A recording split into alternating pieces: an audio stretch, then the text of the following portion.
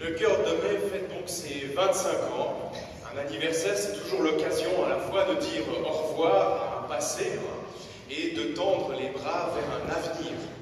Particulièrement celui de 25 ans qui, à en croire les neurosciences, marque le terme de la maturation du cerveau.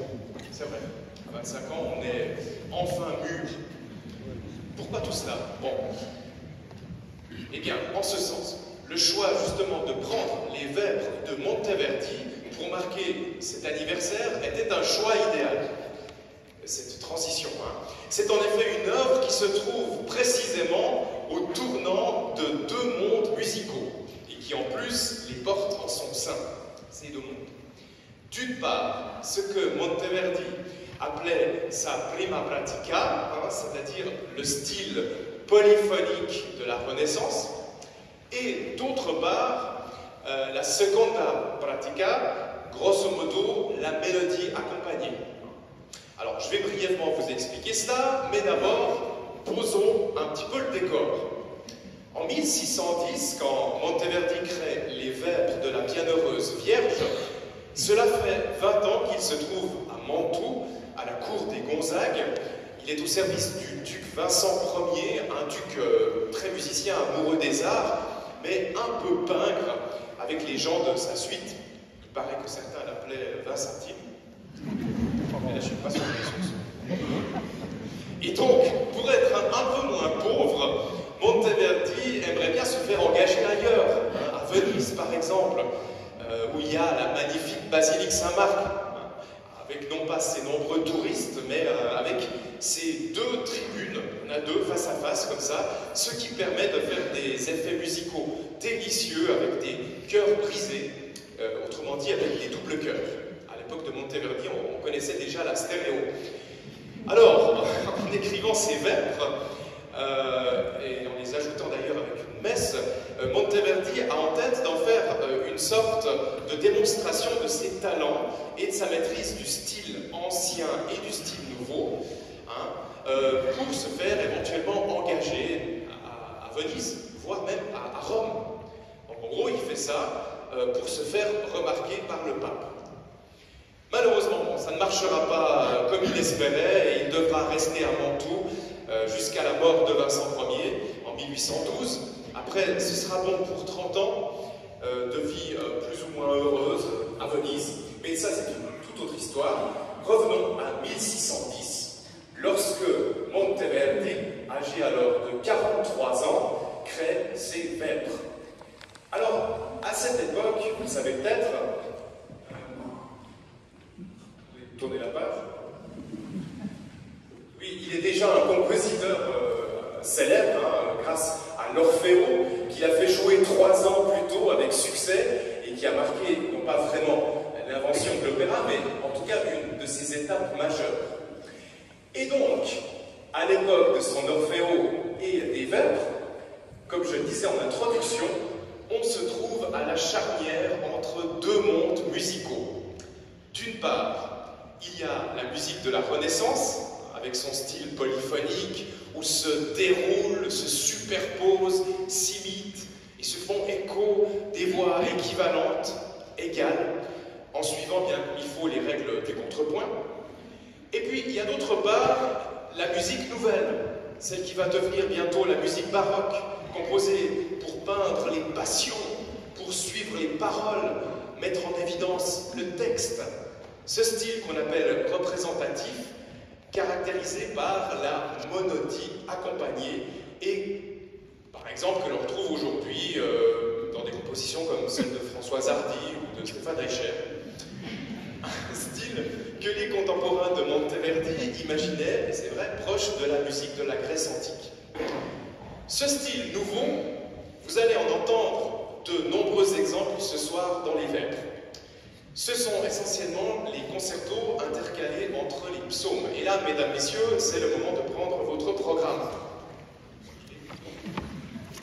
Moi, je ne l'ai pas, mais j'ai les noms.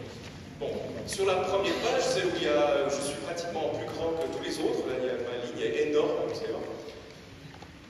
Eh bien, vous avez les noms. Alors, quels sont les morceaux en musique nouvelle? Il y aura Nigra Sum, Pulga Pulchra S, le très célèbre et magnifique duo Séraphim, avec ses magnifiques ornementations suivant la technique de Gorgia. Il faut en effet avoir une seule gorge pour chanter des voyelles en triple croche. Vous allez entendre des... On a l'impression qu'il rit, mais en fait c'est Dieu. Et enfin, le concerto Aodiqualo, des airs, vous allez l'entendre à une, deux ou trois voix, toujours accompagné par ce qui deviendra la marque de fabrique de la musique baroque, la basse continue. C'est-à-dire en gros des accords joués un peu comme sur la guitare de Françoise Hardy. Mais ici, eh ben, ce sera au luth, à l'orgue bien sûr, et puis à la viole de gant. Voilà. Et tenez, ben justement, puisqu'on parle d'instruments et d'instrumentation, l'époque des vêpres, c'est aussi celle où l'instrumentation devient fixée sur la partition, ouais, et par conséquent de plus en plus riche. Monteverdi précise par exemple quels instruments jouent quel solo. Ici, 2 violons ou là 2 cornets à bouquin. Cornets à bouquin, ce sont ces instruments. Tout cela fait donc partie du style nouveau, mais dans les vêpres, ce soir, et plutôt ce matin, je ne sais pas pourquoi j'ai appelé ce soir, vous allez entendre aussi du style ancien, avec l'introduction dominée ad Juvandum, les psaumes Dixit Dominus, il y aura Laudate Pueri, Laedatus Sum, Nisi Dominus, Laudate Jérusalem, Ave Maristella et une bonne partie du Magnificat. Vous profiterez avec ces pièces des beautés anciennes de la polyphonie à 4, mais aussi 6, 7, 8 ou même 10 voix. Cela m'amène à un dernier élément que j'aimerais relever ici et qui concerne justement ces polyphonies avec plus de voix que d'habitude, avec 6, 7, 8 ou 10 voix. En fait, il s'agit de double chœur. Ainsi, le Nisi Dominus est à 10 voix, mais en fait, c'est un double chœur à 5 voix. 2 chœurs qui se répondent dans la plus grande partie de la pièce. C'est pareil dans le Lauda Jérusalem, avec un ténor et 2 chœurs à 3 voix. Monteverdi pensait probablement qu'il jouerait un jour les vêpres dans la basilique Saint-Marc de Venise avec ces 2 tribunes, dont je vous ai parlé tout à l'heure. Mais aurait-il pu espérer qu'un jour ces vêpres seraient chantés à Gruyère par le chœur de mai, qui plus est en avril, ça j'en doute. En guise d'épilogue, et puisqu'on parle de double chœur jouant avec la spatialité dans le canton de Fribourg, j'aimerais souligner le fait que les vêpres, c'est aussi une pièce parfaitement adaptée aux fribourgeois, oui, et particulièrement aux supporters de Gauthieron, qui, je sais, se cachent dans l'église, mais il y en a. Et oui, je sais que vous, supporters de Gauthieron, qui manque depuis maintenant quelques semaines déjà ces fameux doubles chœurs qu'on chante à la patinoire. On chante. Oui. Eh bien, chers supporters, vous retrouverez un peu de cette émotion grâce aux parties en double chœur. C'est spécialement au moment du Lauda Jérusalem, ça fait Lauda, Lauda.